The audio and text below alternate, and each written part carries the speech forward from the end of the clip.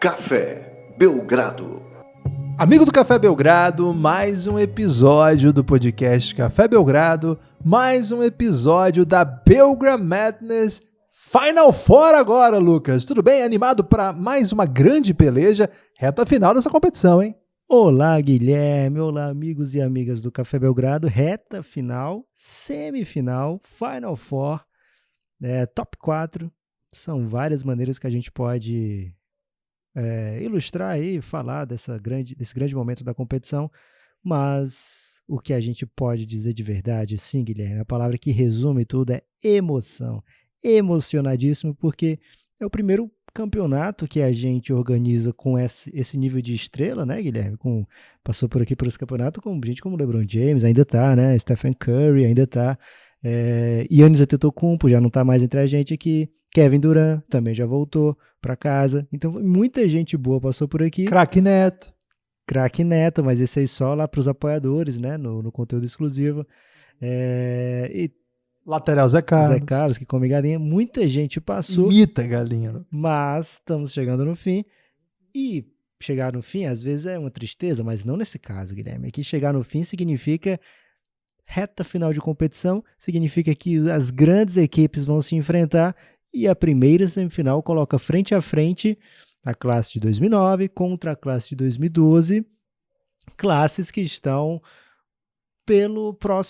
próximo ao seu auge coletivo, né? 2009 talvez tenha passado um pouquinho desse auge coletivo, vários jogadores ainda estão entre os principais da liga, mas ainda outros já não estão na sua melhor fase, né? Mas a gente viu a carreira deles assim, com muita atenção. E 2012, boa parte dos seus jogadores estão chegando agora ao seu ápice técnico-físico. Então, Guilherme aqui confronta em alto nível e muito vivo na nossa lembrança, né? Sem precisar forçar para frente nem para trás, como é o caso da outra semifinal, 2003 contra 2015. Grande jogo hoje. Grande jogo hoje, duas classes que nos empolgam muito. Lucas, você falou aí com esse sentimento que a gente tem aí, que acaba, mas já tem vontade de começar de novo. O que me lembra, você pensou em Dark, mas não, me lembra uma música do Zezé de Camargo e Luciano. Cada volta é um recomeço, você lembra dessa canção? E significa um pouco isso que nós estamos falando aqui, porque acaba a Belgrade Madness, recomeça a NBA, na quarta-feira já tem jogo. Claro que é jogo treino ainda, não tá valendo, mas volta a cobertura do Café Belgrado, cobertura Belgradão tradicional ali, no caos da NBA. Em breve volta, logo após da Belgrade Madness. Então, Lucas, isso aí me lembrou aquela canção mesmo de Zezé de Camargo e Luciano, que ele diz, nesses desencontros eu insisto em te encontrar, como se eu partisse já pensando em voltar. A ideia da Belgrade Madness era durar enquanto não tinha NBA, e a NBA está prevista para voltar no fim do mês, né? Então a gente poderia acabar, 29 de julho, mas a gente quer dar a experiência completa para os nossos amigos ouvintes. Então, vamos terminar a Belgrade Madness antes mesmo de começar a depois, não sei como chamar, temporada da NBA. Começa dia 22, até lá, Guilherme, os 3 jogos finais dessa grande competição. Então, o ouvinte também tem que estar com o preparo físico em dia para ouvir tudo. Tem que estar atento aí. E vamos pro jogo então, 2012 contra 2009. Vem com a gente, cafébelgrado.com.br. Lucas, o que dizer sobre o pré-jogo de um Final Four? Guilherme, 2 excelentes equipes, 2009, a mais cotada para chegar às finais por esse lado da chave, né? 2009 entra no Belgrade Madness com muita moral. Inclusive, Guilherme, tenho que mandar aqui um abraço pro perfil Ball is Life, um dos perfis mais acompanhados, seguidos aí por quem gosta de basquete, é um perfil internacional, e eles fizeram uma ode ao Belgrade Madness, colocando lá para os ouvintes, aliás, para todas as pessoas, como é que se chama as pessoas que seguem no Instagram? Seguidores, Lucas. Seguimores, você pode falar. Mandando para todos os seguimores da The Boys Life, pedindo para dizer qual é a classe melhor, 2003 ou 2009, e colocou lá 5 principais jogadores da classe de cada um, aí você tinha que dizer quem venceria e por quê, né? E aí todo mundo, obviamente, que viu e conhece o Belgrade Madness, percebeu que ali era uma grande homenagem ao Café Belgrado. Um abraço então para o pessoal que comanda esse excelente Instagram. E 2009 é isso, né? Uma classe que Como é o nome, Lucas? Instagram. Do Instagram, desculpa. Não. Ball is o Life. perfil. Ball is Life. É. Ok, um abraço. Life Snake, Lucas? Life Snake, a vida cobra. Então, grande abraço para eles, grande abraço para os nossos ouvintes que mandaram, porque eu sou péssimo de Instagram, Guilherme, jamais saberia disso por conta própria. Mas alguns ouvintes viram e nos relataram. Abraço a todos eles. E aí, Guilherme, 2009 já chegava desse lado da chave como um dos favoritos. Lá nos brackets dos nossos ouvintes, mais da metade das pessoas imaginavam que 2009 chegaria aqui nas finais, venceria esse confronto agora. O rival, normalmente, 2011 ou 2012, justamente as duas clássicas se enfrentaram no episódio passado, a competição nas quartas de final. 2012 era, digamos assim, não favorita para aquele confronto, mas deu sorte e também teve muita competência, principalmente ali para finalizar o jogo. E chegou aqui, a gente viu que 2012 tem um dos quintetos mais difíceis de você justificar qualquer pessoa dizendo, não, esse time aí ia perder. E quando chegar no último quarto, pode ser que isso faça a diferença mais uma vez a favor de 2012. É isso aí. Lucas, antes de avançar, eu queria mandar um abraço especial para o Guilherme Fonseca, que até agora está liderando o bracket do Belgram Madness. E, Lucas, ele teve a pachorra de, ao não ter Instagram, colocar o Instagram da Conja, Nayara, e a gente ficou muito confuso, que a Nayara estava liderando o nosso bracket. E nossa confusão é porque nós temos 90% de audiência masculina, então quando 10% dela lidera, a gente já ficou empolgado, né, Lucas? De ser assim, quebrando aí paradigmas, mas na verdade era só o Guilherme usando o Instagram da Conja. Lucas, esse tipo de prática é válida mesmo para preencher brackets do Belgram Madness? Na verdade, Guilherme ele ganhou 5 pontos extras na competição por ter feito isso, né? Então, grande abraço para o Guilherme Fonseca. Tá feito o convite já.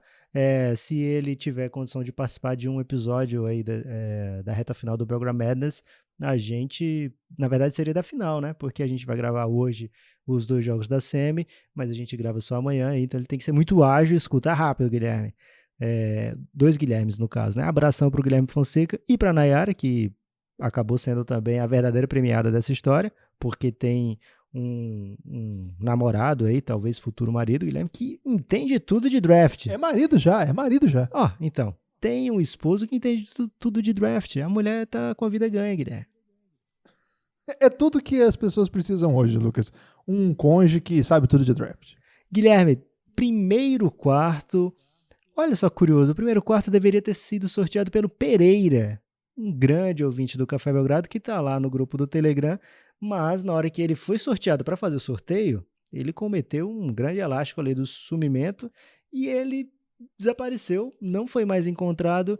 Então, Felipe Carel, um dos melhores Filipes e um dos melhores Carels do mundo, né? Ao lado do Steve, lógico. Apareceu e falou, não, eu posso sortear pelo Pereira, e ficou com essa honraria. Guilherme, olha o que é que o Felipe Carel sorteou para esse primeiro quarto, como, não vou explicar não, Guilherme, porque quem chegou aqui já sabe como é que funciona. Primeiro quarto vai ser definido pelo melhor marcador de perímetro, Guilherme. Olha só, o melhor marcador de perímetro, não é melhor defensor, porque poderíamos ter ali, sei lá, o Anthony Davis, que ele é um excelente defensor, mas não é exatamente um defensor de perímetro, né? Então, 2012 tem bons nomes para o perímetro, na época do draft principalmente, né? 2012 é um draft no dia desse, a gente vai lembrar tudo, Guilherme. Então a gente vai lembrar que Jeremy Lamb, por exemplo, você lembra qual era a principal característica do Jeremy Lamb ao chegar ao draft? Não lembro não, Lucas. Lembro que ele matava a bolinha dele. Mas as pessoas babavam mesmo, Guilherme, pelos aqueles braços gigantes dele. Wingspan. O wingspan do Jeremy Lamb era uma coisa assim de um jogador de 7 pés, né? Aqueles braços extremamente compridos e até agressivos à vista de uma pessoa. Então se esperava que ele se tornasse assim o grande stopper dessa classe. O próprio Michael Kidd-Gilchrist, que foi escolha número 2, era para ser esse cara meio Kawhi Leonard, né? O Kawhi ainda nem existia como Kawhi, porque ele foi escolhido em 2011, só tinha um aninho na liga e estava longe de ser o Kawhi que a gente veria se tornar.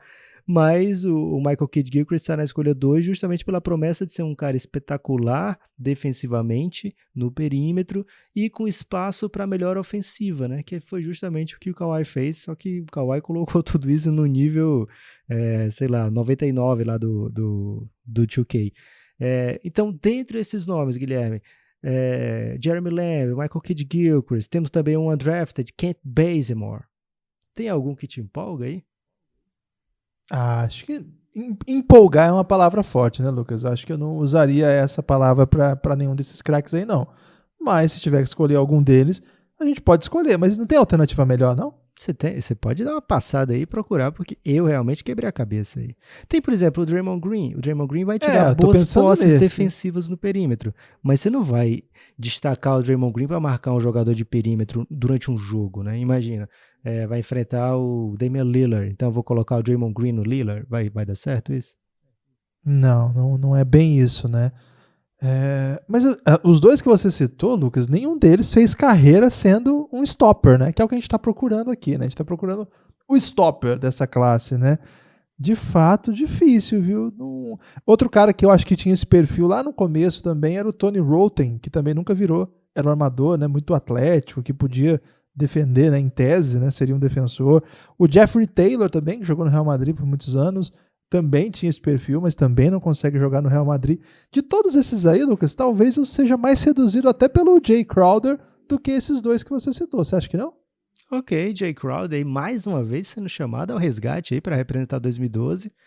Ele já foi como 3&D, não foi? Acho que foi para essa classe que caiu esse sorteio. Jay Crowder pode ser o Jay Crowder. Eu acho vamos de Jay Crowder então. Porque, Guilherme, na verdade, o que 2012 pode colocar desse lado não vai se comparar com o que 2009 pode oferecer, né? 2009 tem, de cara, Drew Holiday, que é um dos melhores defensores de 1-2, assim, da liga. Tem o Danny Green, que é um Jay Crowder com esteroides, como as pessoas antigamente falavam, né? O jovem gosta de falar, né? Mas não com esteroides de verdade, tá, gente? É só uma metáfora aí para dizer que é uma pessoa mais forte, fortalecida. E tem o meu favorito, provavelmente seu favorito também, Patrick Beverley. Acho que esse é o cara que você estava procurando, né? Um carinha que vai ser um carrapato no perímetro.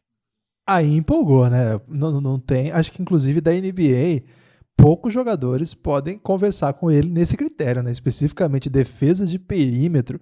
Quando você tem o Pat Beverley, é um cara que tá na NBA.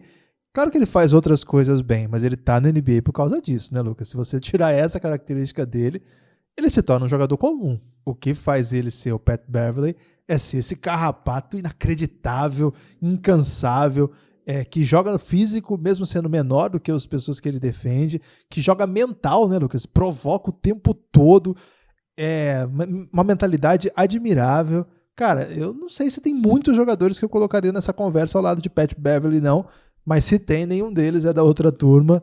Acho que esse ponto ficou tranquilo, Lucas. Quem fez uma cara de deboche pra gente nesse momento, Guilherme, foi o Russell Westbrook, que defende abertamente que o Patrick Beverley não defende nada. Então, um grande abraço aí pro Russ. Que o Patrick Beverley vai falar pra ele assim, você já tá eliminado, bichão, fica aí na tua. Guilherme, primeiro intervalo, 1-0 2009, né? Naquele tipo de jogo que o cara entra como favorito, mas tem que confirmar e já consegue pontuar. Qual é a pedida aí pra gente fazer um break e trazer uma sugestão aí pros nossos ouvintes? Lucas, acho que de largada é hora de falar do nosso maravilhoso plano de apoio, né? Nosso financiamento coletivo, que, olha, devo dizer que, claro que a gente falou, assim, teve nuances, teve altos e baixos, passamos aí por uns perrengues por conta da paralisação da NBA, mas uma base incrível de apoiadores continuou com a gente nesse período. Eu queria mandar um abraço para cada um deles. Esse é um dos últimos podcasts antes da retomada da NBA. Vamos ter mais a outra semifinal e a decisão, e depois já entramos na retomada da NBA, e a gente sabe como que é difícil, né? Um podcast que se notabiliza por falar de NBA e não estava tendo jogo. A gente produziu muito conteúdo, mas não tinha jogo. E para quem gostou desse conteúdo, assinou a gente nesse período, ou para quem estava com a gente já há mais tempo, muito, muito, muito obrigado mesmo. Vocês são responsáveis pela continuidade, pela existência do Café Belgrado. Muito obrigado mesmo. Então, esse intervalo aqui, Lucas, é um abraço para todo mundo que continuou com a gente e todo mundo que chegou com a gente nesse período, porque a gente sabe que não é fácil e é por causa de vocês que nós gravamos tanto, é por causa de vocês que a gente segue fazendo isso. Um abraço, e se você está ouvindo e quiser fazer parte desse seleto grupo de apoiadores, cafébelgrado.com.br, planos de 9, planos de 20, outros planos aí. Dá uma olhada lá, cafébelgrado.com.br, você vê tudo que você tem acesso, tudo que você tem direito. É sensacional mesmo. Mais de 22 horas de conteúdo, eu acho que passou de 23, mas agora eu tô sem a planilha aqui. Então, quem vem com a gente sabe que vai ter muito podcast para ouvir e vai ajudar a gente a continuar esse projeto. cafébelgrado.com.br, você entra lá no Apoia-se, você escolhe a modalidade, você pode pagar por boleto, pode pagar por cartão de crédito, ou o PicPay também, é o Café Belgrado no PicPay. Um abraço entusiasmado a cada um de vocês. Segundo quarto, então, Guilherme, 2012 precisa desesperadamente de fazer esse ponto, senão 2009 vai abrir um 2-0 e é difícil, né, Guilherme? Apesar de 2-0 ser um placar perigoso. Para quem tá perdendo é perigosíssimo.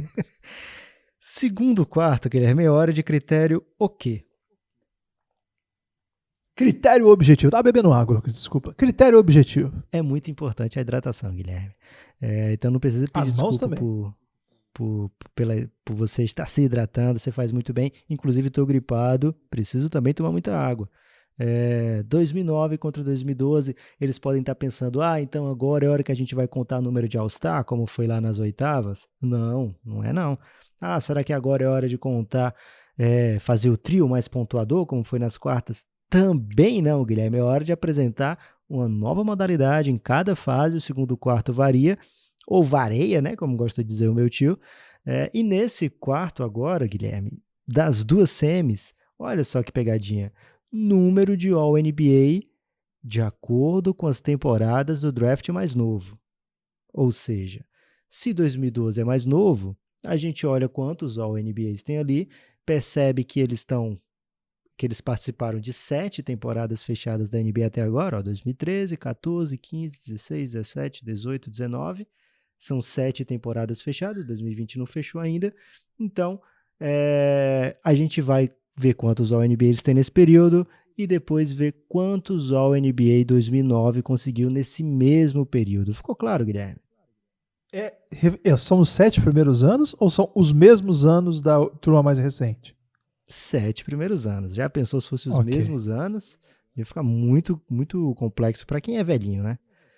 Ok. Então vamos lá. Mas a gente não é justo, é? Aqui a gente é justo, Guilherme. A gente não é justo na competição Podpah e nas Olimpíadas a gente é justo às vezes. 2012 vai ter de All-NBA Anthony Davis. Você quer dizer a lista de 2012, Guilherme? Anthony Davis foi um All-NBA. Quem mais? Damian Lillard, lógico. Damian Lillard, tinha que estar. Draymond Green. Draymond Green foi ao NBA dele? Eu não lembrava. 2 vezes. Mas aqui conta primeiro, segundo ou terceiro time, tá? Não, tranquilo. Andre Drummond foi terceiro time uma vez, então 2012 traz 4. É potente, né, Guilherme? A gente viu várias competições, vários jogos da primeira fase da competição com 4 All-Stars, não era? E não era assim, não era fraco, né? Se você tinha 4 All-Stars, você estava até bem. 2012 traz 4 All-NBAs nesses seus 7 primeiros anos. Ainda existe a possibilidade de outros jogadores dessa classe se tornarem All-NBA mais para frente, mas aqui no Belgrado Madness a gente está avaliando apenas o que já aconteceu nesse momento, nesse quarto, critério objetivo. Então, 4 All-NBAs 2009 tem, ao todo, também 4 All-NBAs, mas a gente tem que fazer a avaliação se eles foram All-NBA até 2016, que é o período de corte. Tudo bem? Só para dar uma explicação aqui, Lucas, All-NBA que a gente fala são as 3 seleções, os 3 quintetos ideais votados pela mídia e a comunidade NBA oficial. Então, assim, tem o quinteto inicial 1, né, que é o All-NBA primeiro time, segundo time, terceiro time. O jogador tem que estar na elite da NBA para estar nessas posições em algum dos anos, né? Então, esse de fato é um prêmio muito, muito difícil. Por isso que o Lucas disse que, comparado, por exemplo, com classes que tinham só 4 All-Star, All-Star é muito mais fácil ser All-Star do que ser All-NBA. Para ser All-NBA, você tem que estar entre os 15. Para ser All-Star, você tem que estar entre os 12 melhores da sua conferência, então, entre os 24, mas ainda você pode substituir alguém. Assim, não é fácil ser All-Star também, mas ser All-NBA é uma honraria muito maior. É verdade, Guilherme, muito bem lembrado. Então, 2009 tem 4 All-NBAs, mas a gente tem que contar se até 2016 eles foram ou não eleitos. Blake Griffin, escolha número 1 desse draft, ele foi sim ao NBA até 2016. Na verdade, Guilherme, ele foi 4 vezes ao NBA na sua carreira, até 2016. James Harden foi 3 vezes ao NBA até 2016, inclusive pegando o primeiro time. Stephen Curry, ele não só foi ao NBA como foi MVP, né? Até 2016 ele já era BMVP. E DeMar DeRozan é o 4º ao NBA, mas olha só, Guilherme, oh no! DeMar DeRozan só vai ser ao NBA em 2017 e depois ele repete em 2018, sendo assim 4-3 de 2012. Por essa você não esperava. Não esperava, até porque quando lembramos da classe, lembramos dos talentos, né? A gente fala sempre dos ótimos jogadores dessa classe e esse é um critério bem objetivo em busca dos ótimos jogadores. Não esperava mesmo não, 2009 sofre um revés aí para levar o jogo para o intervalo empatado, 1-1. Lucas, deu jogo, hein? Isso deixa o China muito animado, Guilherme. É isso. Daqui a pouco tem um show do intervalo, mas antes, Lucas, temos um intervalo campeão.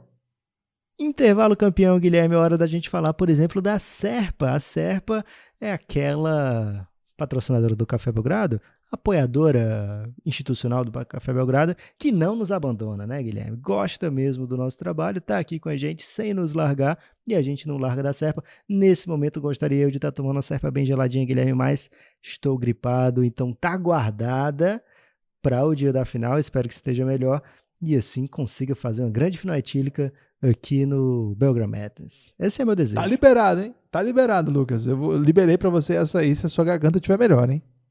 Ok. Intervalo também, Guilherme, dá pra gente falar do nosso grupo de apoio Insider lá no Telegram, que tá pegando fogo.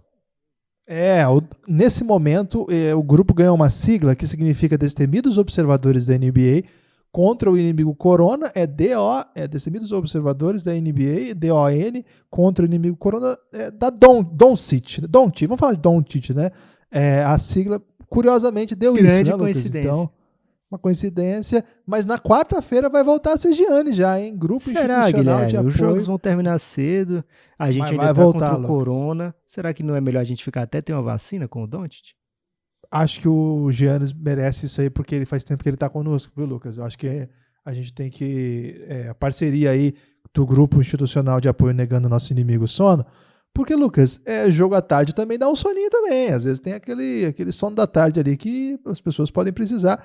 E tem o jogo da noite também. Vai ter o último jogo das 10. E agora as pessoas estão dormindo mais cedo, Lucas. Então pode manter esse grupo institucional de apoio negando o nosso inimigo sono. O que é importante dizer é que é um grupo maravilhoso, né? Pessoas incríveis. A gente fala de tudo lá e de tudo mesmo. Essa madrugada, Lucas, de sábado para domingo, fiquei debatendo lá com o grande Andrei sobre rugby. Tá rolando o campeonato de rugby da Nova Zelândia e eu tô sabendo de tudo por causa do Andrei.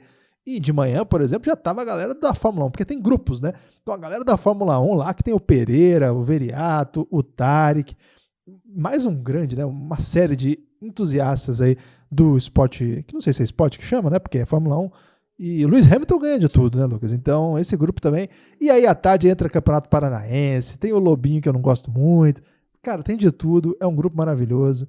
Então, se você quiser ver, esse é o apoio que a gente recomenda, né? O de R$20, apoio Insider, e vale a pena demais. Quem faz parte desse grupo pode te dizer, pergunta para alguém aí que você conhece que faça parte do nosso apoio institucional Insider de R$20 mensais, que você vai ver como esse grupo é diferenciado. Se o cara for sincero, Lucas, ele vai falar que ele gosta. Se ele falar que ele não gosta, ele tá mentindo. Inclusive, Guilherme, eu tenho que mandar aqui um abraço pro Vitones e uma provocação para a Vitória e pro Rafael Fernandes, porque eu e Vitones nos enfrentaremos essa outra dupla aí, dessas duas pessoas que, apesar de estarem num lugar muito seleto, Guilherme, não são muito boas em truco, e nós vamos vencê-las no truco, rodada já de mata-mata agora. Na Belgra Olimpíada tem a categoria do truco, e eu tô muito bem, ao lado de Vitones, é um streak aí de 4 vitórias seguidas. Informação. E eu tô nas quartas de final do Belgra FIFA, E o Tarcísio tá fugindo de mim, Lucas. Queria dizer isso aqui. Tô me preparando aí pra pegar um Final Four lá no Biografifa também. Será que o Tarcísio pensa que você é bom? Vamos pro intervalo, campeão? Guilherme, campeão é coisa do Sport TV, né?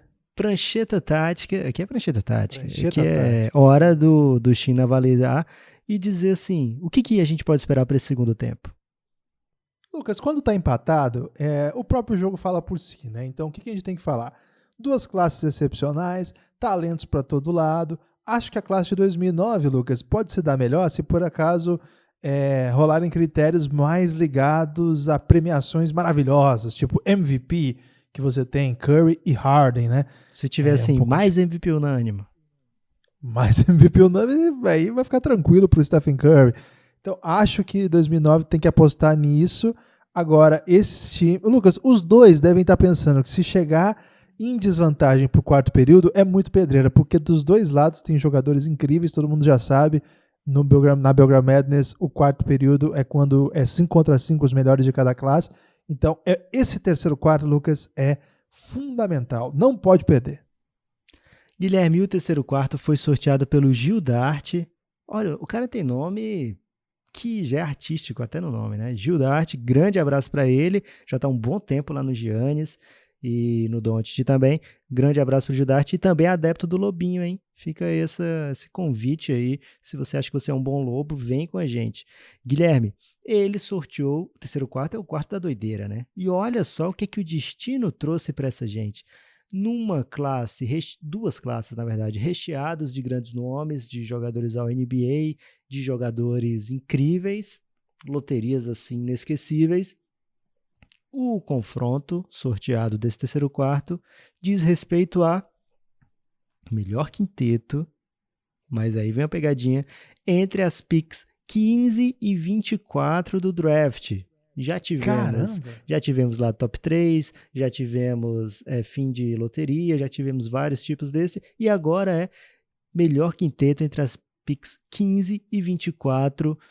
Não é só ter 5 jogadores bons, tem que fazer sentido em quadro esses 5 jogadores, né? E é um período aí do draft, um espaço do draft, onde saem jogadores que nem sempre ficam na NBA, né? O que tem... Você quer que eu diga aí os jogadores que são foram draftados nessas escolhas aí, Guilherme, especificamente? Começa aí, Lucas, por 2009. 2009, tudo bem, tava com 2012 aqui já no gatilho. Você quer que eu fale? Tô no gatilho aqui. Então vai. Vamos lá, então. É a partir da 15. Isso, são 10 escolhas, né? Então são 10 jogadores, você tem que escolher 5 para formar um quinteto e colocar para jogo. Austin Daye, jogador que foi draftado pelo Pistons, estava jogando na Itália no ano passado, não sei se ele continua por lá, na 15. 16, James Johnson, jogador aí que é muito famoso pelo título antes de chegar da NBA e do MMA, né? Ele é mais famoso por isso do que pelos seus talentos, mas é um jogador da NBA. Drew Holiday, aqui um craque, né? Um excelente jogador, armador titular, um dos melhores defensores de perímetro da sua geração, jogador que já venceu em playoff. Ty Lawson, na 18, uma carreira estranha, porque nos seus primeiros anos ele foi melhor do que todos esses armadores que a gente está falando aqui, e de repente teve uma decadência absurda, né? Problemas de comportamento, problemas pessoais, entre outras coisas que a gente não sabe, mas no começo da sua trajetória foi um armador muito, muito rápido lá no Denver Nuggets. Na 19, Jeff Teague, bom armador, já foi All-Star também, não é grande coisa assim comparado com outros armadores, sobretudo da sua classe, que só tinha craque, mas é com carreira muito, muito legal. Até hoje aí tá jogando em time competitivo. 20, Eric Maynor, um cara muito gente boa, Lucas. Entrevistei ele uma vez, gente finíssima, mas na NBA não virou, não. Darren Collison, que teve muitos anos na NBA também, aposentou este ano para se dedicar a uma missão religiosa, e é verdade, não é piada. Na escolha 22... E de repente virou o grande debate do período do buyout, né? Quem vai ficar com o Darren Collison? Acabou que ninguém. Ficou na igreja mesmo. Na escolha 22, Victor Claver, jogador histórico aí da seleção espanhola, Barcelona, Valência. 80 partidas na NBA ao todo. Muito pouquinho, né? Ficou muito...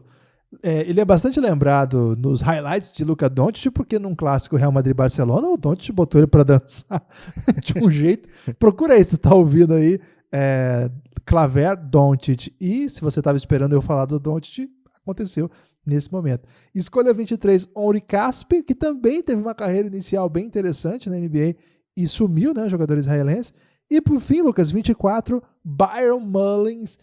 Esse cara eu sequer lembrava da existência, mas era um pivô grandão, assim, que parecia ter talento, mas muito, muito verde. E no final das contas, depois que ele ficou maduro, ele parecia que era verde ainda, Lucas. Muito ruim de bola, o Byron Mullins, e por incrível que pareça, teve seus minutos, seus momentos no spotlight do Charlotte Bobcats, né? Então é um spotlight já um pouco defasado, dá pra dizer assim. A gente tem que escolher 5 jogadores para formar um quinteto, Guilherme. Eu acho que não dá para prescindir desses 3 armadores, independente do que se coloque para completar o time. Acho que vai ter que trazer Drew Holiday, lógico, Ty Lawson e Jeff Teague, ou você tem outra opção? Não, tem razão. E agora, para completar, que fica difícil, hein? James Johnson acho que é óbvio, porque ele é o cara mais forte aí pra jogar, fazer um 4 parrudo ou um 5 no E se tiver uma briga, né, Lucas? Hoje em dia, e os baixinhos lá precisam de alguém pra defender, né, Guilherme? O mundo tá muito violento, é bom você ter alguém muito de briga do seu lado. Pra completar, ou a gente traz o Henri Caspi, que é um jogador 3 clássico da NBA, né, com altura para 3 e físico para 3, se eu colocar na 4 já vai dar problema, ou trago um grande e peba, que é o Byron Mullins. E aí eu vou deixar essa decisão para você. Ai, difícil, hein? Tem o Austin Daye também, mas eu não vou topar não, Guilherme. Não, é duro, hein? Cara, qualquer lado aí que você for é buraco. Eu não sei o que fazer aqui não, Lucas. Vamos de Henri Caspi, que pelo menos ele mata uma bolinha, você joga 5 aberto aí pra deixar Galego feliz. De qualquer forma, são 5 jogadores de NBA mesmo, né? Assim, autenticamente de NBA. Se eu trouxesse o BJ Mullins, ia ficar me sentindo mal comigo mesmo, Guilherme.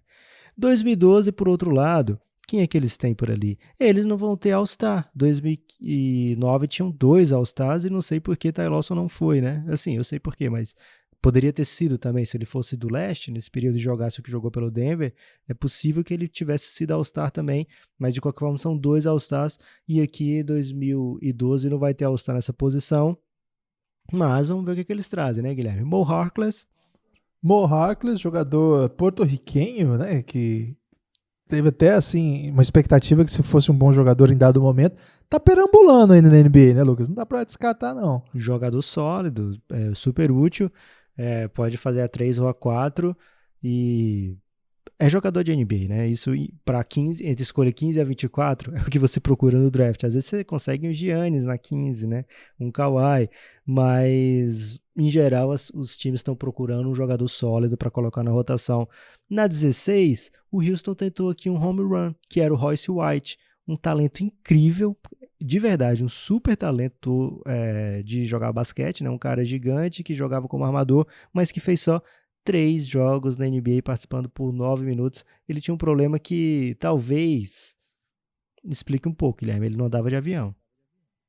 Ele tinha uma crise de ansiedade acentuada, né? Clínica, sim, que acabou não casando bem com a carreira profissional. Ele até joga ainda profissionalmente, mas para o nível que a NBA pede de a demanda mental e viagens, não dava não. A última vez que eu tive a curiosidade de procurar onde ele estava no Canadá, deitando na Liga Canadense, hein? É um talento, um cara craque que eu adoro, velho. Uma pena que realmente não conseguiu superar essas adversidades intransponíveis para ele, mas de qualquer forma o Daryl Morey, que é um GM muito analítico, ele pesou os prós e contras e falou, cara, pelo que esse cara joga aqui, vale a pena eu arriscar, né? Porque se ele consegue chegar num acordo ali, poderia ter sido um grande jogador mesmo. Tyler Zeller, na escolha 17, mais um jogador sólido de NBA, tipo um Byron Mullins que é de NBA de verdade. Acho que dá pra definir assim. Ele não é ruim não, assim, só que a NBA foi pra um lado que não dá pra ele jogar, né? Mas ele até que é competente ali, o grandão que pega rebote, assim. Terrence Jones, esse cara era pra ser bem melhor do que o que foi, né, Guilherme? Mas em algumas situações ele mostrou seu potencial, né? Principalmente na Indonésia, né? Onde ele tava jogando. Lá ele é uma espécie de Michael Jordan. Não era nas Filipinas? Filipinas. Andrew Nicholson, um canadense que craque, na seleção canadense é muito bom. Mas na NBA cara, na seleção ele lembrava o Escola jogando. Mas na NBA eu vi assim 2 moves dele pro jogo e o resto ele parado, sem ajudar em nada, assim. Uma pena, porque ele tinha muito talento mesmo. Evan Fournier, não Esse é bom de bote no bola. Google para procurar o que é Fournier, mas não precisa apresentar, né? Cracaço de bola. Jared Sullinger, outro jogador que, pelo que a gente viu na NCAA, era para ser melhor, mas já tinha red flags ali do seu porte físico e dos seus problemas clínicos, acabou ficando para a escolha 21. Teve seus momentos bons ali, com cara de costas para cesta, mas tanto a NBA foi para outro lado, como também ele não conseguiu se manter em quadra, né? Assim, em boa condição física para jogar. Fábio Melo, não tenho nem estômago para falar aqui, mas brasileiro da escolha 22. John Jenkins, escolha 23 do Atlanta. E aqui já começa a ficar meio desesperador para a classe de 2012, né, Guilherme? Porque tá tendo... Pior que eu gostava dele, viu? Eu gostava do John Jenkins. Não, e o desespero aqui é porque a gente provavelmente vai ter que botar o John Jenkins para jogo. E Jared Cunningham, jogador aí que às vezes consegue um emprego na NBA. Cara, se eu cruzar com o Jared Cunningham na rua, eu não sei quem é. E olha que eu acompanho o Lucas. Eu vejo NBA o dia inteiro, eu falo de NBA toda hora. Pra você ver aí que... Esse é aquele cara que tem aqueles desafios de foto, né? Que você tem que... Bota o nome desse jogador aqui e aí você tem que preencher que ninguém acerta. Então, quem acerta essa aqui roubou, Lucas. Jogou no Google. Da família, né? Será, Lucas? A família às vezes esquece também das pessoas. Então, lógico, aqui tem Evan Fournier, aqui tem, acho que Tyler Zeller também com uma certa tranquilidade. Mo Harkless, acho que é óbvio que tem esses 3 jogadores que são, assim, os que vão ter mais minutos dessa turma na NBA até hoje. E aí depois a gente tem que completar o time. A minha sugestão é John Jenkins e Terrence Jones, mas também pode ser John Jenkins e Andrew Nicholson. Qualquer uma das 2 opções eu fico ok. Eu fico ok porque não deu jogo, né, Lucas? Mesmo que a outra classe tenha buracos, eles conseguiram botar aí 3 jogadores que foram bem interessantes em alguns momentos já na NBA, né? E além de 2 outros jogadores que jogam, assim, esse time aí não deu, né? O Fournier ser o melhor jogador seu e o resto não ser nem perto disso, não dá. Não deu não, Lucas. Uma pena aí pra... Pensando no jogo efetivamente, vai dizer, mas 2009 não tem pivô, mas 2012 vai fazer o quê? Vai forçar o jogo no Tyler Zeller para acabar com a partida? Não deu jogo. 2-1 2009, os favoritos respiram, ainda tem jogo, Crackchino sabe que 2012 tem uma seleção, uma verdadeira seleção ali para colocar em quadro no último período. Agora é hora do último intervalo, Guilherme, use com sabedoria. A não ser que tenha prorrogação, aí sim tem mais outro intervalo. Vou usar com sabedoria, Lucas, convidando o nosso ouvinte para ouvir os nossos outros podcasts, os outros podcasts da família Café Belgrado. Temos o Pingado, que é um podcast dedicado ao futebol. Essa semana o futebol tá parado, né? Porque e o Pingado acabou também. O futebol. Acabou o futebol, né, Lucas? Vamos falar a verdade, o futebol só volta agora assim, no Brasil. Mas e o Paulistão? Volta essa semana e vai ter assunto pra gente falar no próximo final de semana.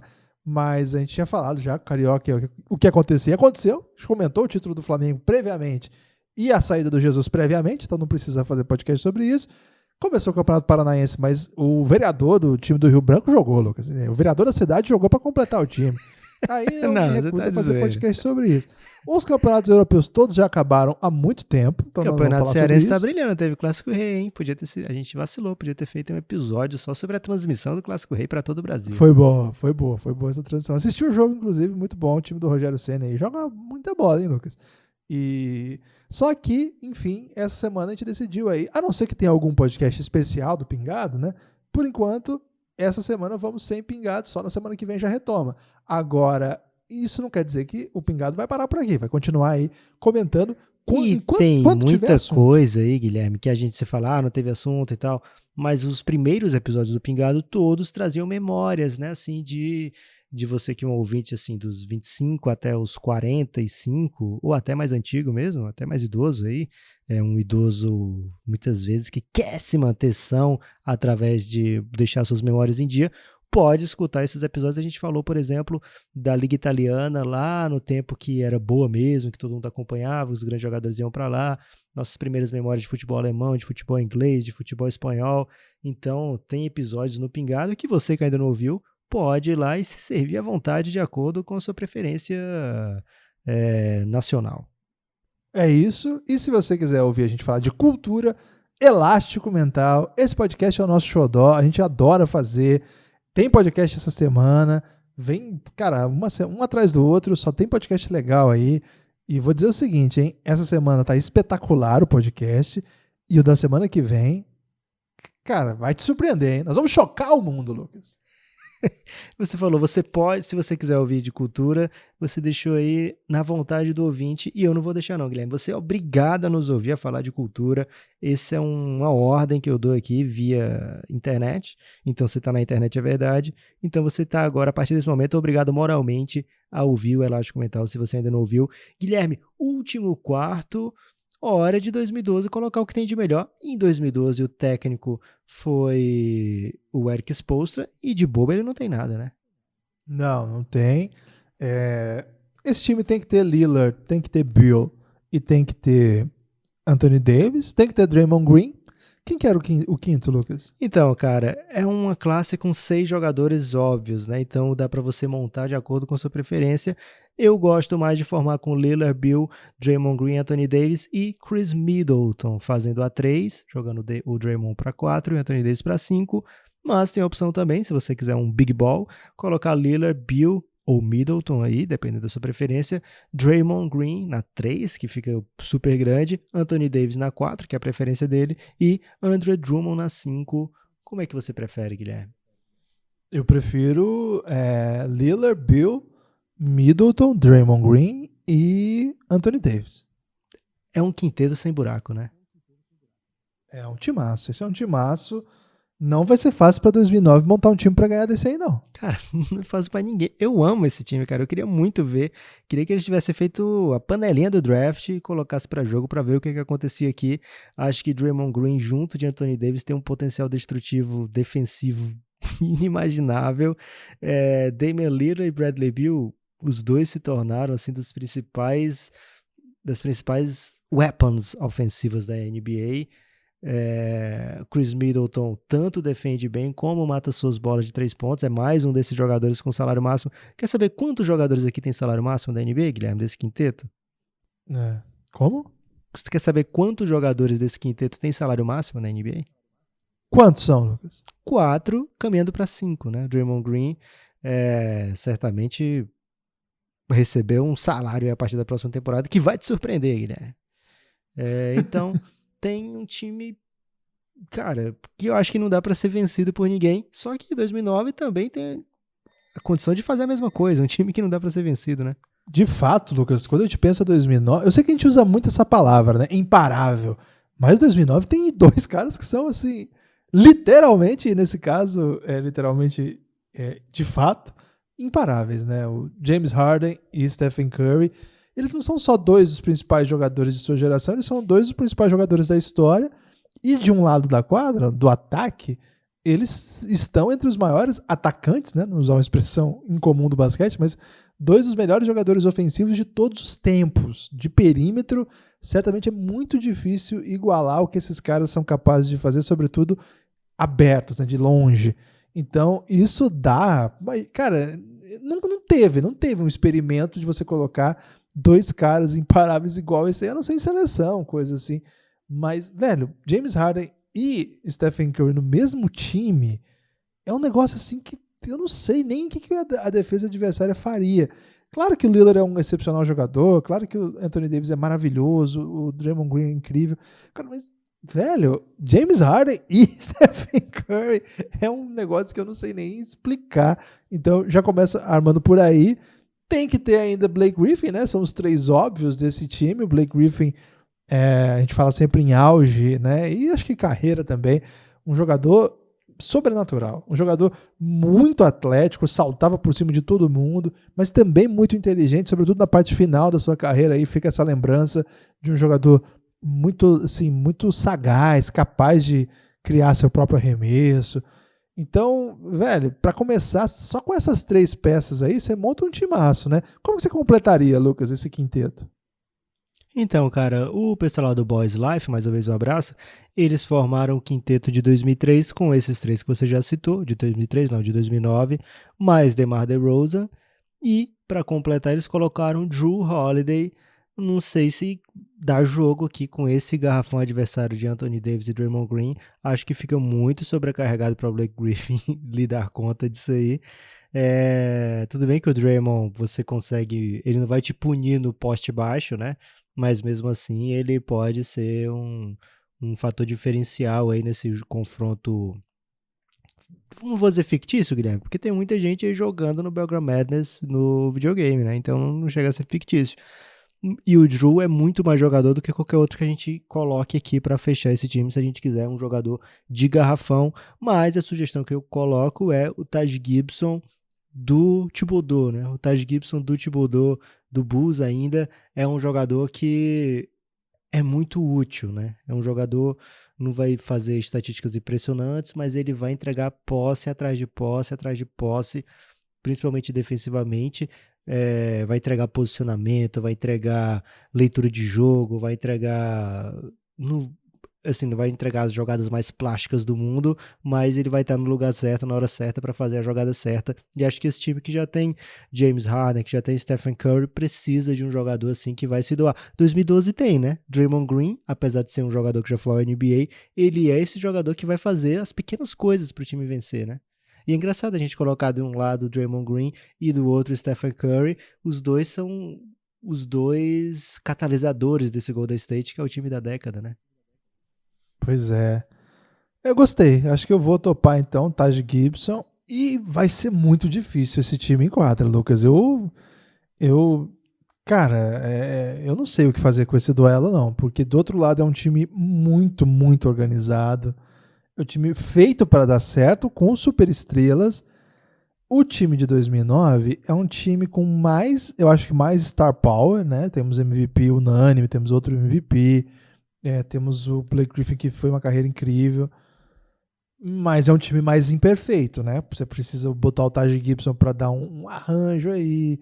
São dois jogadores que vão precisar da bola para fazer o seu melhor jogo. O Curry um pouco menos, né? Mas o melhor Harden é um Harden que concentra muito. Eu não acho que isso vai ser um problema. Eu sou fã do DeRozan também, mas também precisa da bola.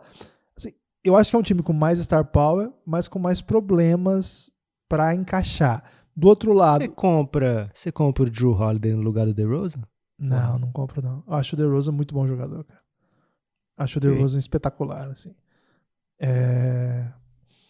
Eu acho que, assim, esse é um time com mais star power e com problemas. Do outro lado, um pouco menos de star power. Claro que que o Anthony Davis e o Damian Lillard são super estrelas, mas é um nível abaixo desses dois, hein? Talvez o Anthony Davis esse ano, caso seja campeão, relevante, possa fazer diferença. O Lillard já fez coisas incríveis em pós-temporada, ninguém duvida do talento do Lillard. A gente já falou várias vezes sobre isso em vários episódios nossos. Nossos apoiadores têm séries que a gente faz episódio inteiro sobre o Lillard, então longe da gente questionar isso, mas que Harden e Curry... Lucas, tá com cara de empate isso aqui, hein? Eu acho que tá com cara de empate, Guilherme, porque eu prefiro 2012 e você prefere 2009. Eu acho que 2009 tem 3 anos de vantagem na nossa memória, né? Jogaram 3 anos a mais, mas eu acho que 2012 não consegue conquistar o que 2009 conquistou nesses 3 anos aí de diferença. Porque aí tem 3 MVPs para botar na mesa, né? Tem MVP unânime, tem estatísticas do James Harden que só o Michael Jordan fez, tem os anos de Blake Griffin, tanto no Clippers como o seu primeiro ano completo no Pistons, são, fora de série mesmo. E eu acho que 2012 tem Lillard e Anthony Davis, assim, bem acima dos demais, né? Quando coloca o time em quadra, casa muito perfeitamente, mas Lillard e Anthony Davis são muito superiores, né? Assim, de trajetória até agora, os dois se mostram bem superiores aos demais ali. Não é demérito para os outros, que todos são jogadores incríveis, mas... E aí você pesa Lillard e Anthony Davis com Curry e Harden, o que a gente viu até hoje, fica meio desequilibrado, né? De qualquer forma, prefiro ainda o time de 2012, você claramente prefere o de 2009, A nossa sorte, Guilherme, é que tem critério de desempate. Qual é o critério de desempate?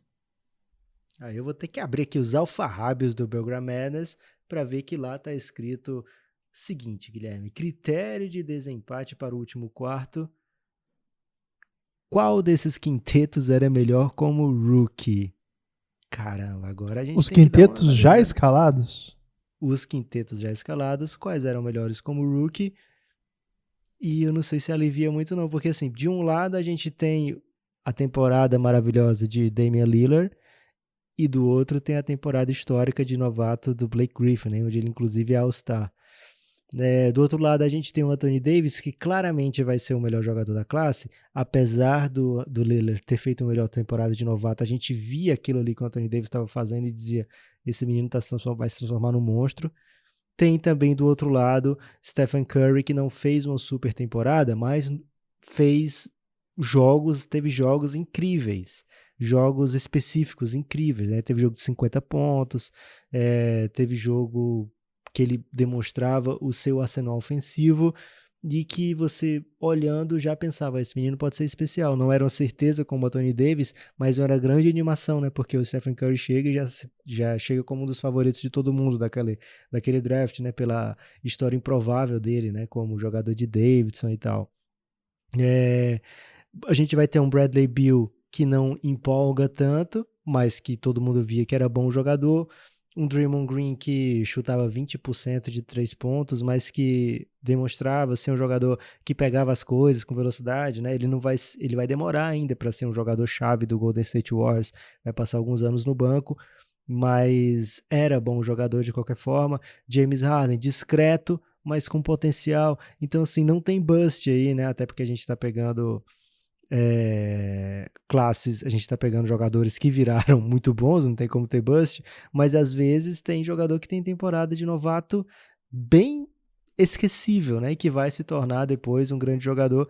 Talvez o Middleton aqui tenha tido uma temporada de novato um pouco mais humilde, mesmo assim já consegue conquistar o seu espaço naquele Bucks, que não era um time super fraco, né, então não sei se ajudou muita gente não, Guilherme, esse critério de desempate. O Taj Gibson que chega no Bulls já chega jogando, né? Complicadíssimo aí para decidir. Acho que aqui agora tá consolidando o empate. Acho que a temporada de calouro do Draymond Green, ele jogava muito pouco, né? Ele foi ganhando espaço, acho que ele teve 3 pontos de média, foi bem... O Taj Gibson foi mais impressionante que ele, né? Mas em compensação... Sim. O DeMar DeRozan também, assim, bem irrelevante, né? Com menos de 10 pontos por jogo. Então, todo mundo, assim, que tem uma coisa... muito ruim. Todo mundo, essa classe, assim, todo mundo que tem uma coisa que destaca, vem a outra e, né, anula, cancela, né? O Blake Griffin é super classe, mas o Damian Lillard também foi incrível, o Anthony Davis também foi. Nenhum dos dois foi melhor que o Blake Griffin, mas os dois foram melhores do que a soma dos 3 melhores, né? Juntando Curry, Harden. Então, é muito equilibrado esse duelo. Esse tem cara de empate de novo, não é refugar não, mas esse tem cara de empate de novo. Lucas, eu acho que é justo empatar aqui e deixar que os outros 3 quartos decidam o que deve acontecer, porque aqui é Belgram Madness e isso fecharia com 3-2, não é isso? É isso, Guilherme, é uma doideira, né? Foi definido mais uma vez pelo terceiro quarto, né? O quarto onde a gente avisa, né? Tem um aviso bem grande em caixa alta. Esse é o quarto da doideira, né? Isso aqui pode definir um jogo. As pessoas achavam que a gente estava simplesmente inventando alguma coisa, tocando um terror, querendo promover esse terceiro quarto, porque vem logo depois dos patrocinadores, né, Guilherme? Mas não, gente, é que o terceiro quarto é o momento onde as coisas malucas acontecem aqui no Belgram Madness, e dessa vez Jrue Holiday, Jeff Teague e Ty Lawson guiaram 2009 para a vitória, 3-2, jogo apertado como tinha que ser uma semi, né? Apertado, jogo maravilhoso, é um jogo que certamente vai deixar aí gente que botou para votar. Eu tenho sentido isso, Lucas. As torcidas aí ficam muito revoltadas com os resultados, mas entendem também que é da lógica da Belgram Madness, né? Que aqui é doideira. Aqui tem esse critério do terceiro período. Já teve até glúteo, Lucas, no terceiro período. Então, imagina se não é doideira, né? E é isso. Classificamos para a final 2009. Um dos favoritos, é verdade, mas uma jornada aqui de jogo duro atrás de jogo duro, né? 2009 chegou, mas chegou com seus altos e baixos. Muita gente cravava 4-0, 3-1. 2009 não teve jogo fácil, só jogão. Não teve magia xoxa, Guilherme, não teve Hadouken. Tá na final, primeiro finalista, comemora Curry. O pessoal dizia, é um ano perdido pro Curry. Olha ele aí de novo. Na final da Belgrade Madness, no próximo episódio, muito em breve aí, daqui a pouquinho já pinta aí, se você tá ouvindo logo depois que foi ao ar, daqui a pouco vai ter também o segundo episódio, é Final Four. Final Four é tudo de uma vez, uma grande doideira. E na sequência também, nos próximos dias, a grande decisão. Por enquanto, fique com a gente, cafébelgrado.com.br. Lucas, destaque final? Meu destaque final é o seguinte, Guilherme, apoia o Café Belgrado. Forte abraço. Forte abraço.